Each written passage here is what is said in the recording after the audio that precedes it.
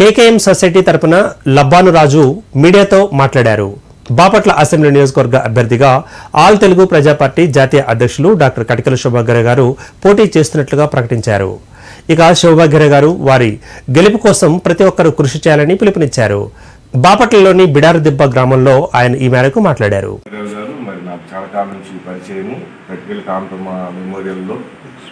Books ఇచ్చే విషయంలో నేను మొట్టమొదటి వర్క్ చేశాను.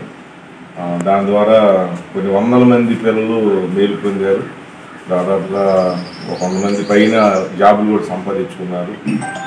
అప్పట్లో సార్ యొక్క మనస్తత్వం నాకు బాగా తెలుసు. పేదలని టచ్ చేయాలనని, వాళ్ళ పైకి తీసుకురావాలనని, దళితుల మీద తనకున్న అభిప్రాయము, తను పడ్డ కష్టాల నుంచి పైకి వచ్చాడు కాబట్టి ఈ బాధ ఎవరు పడకూడదు అనేటువంటి ఆ దృక్పథంతో శాయశక్తుల కృషి చేసి అనగానే వారిని పైకి తీసుకొచ్చాడు. ఈ రోజున పార్టీ స్థాయిలో రావడం అనేది చాలా సంతోషించే విషయము.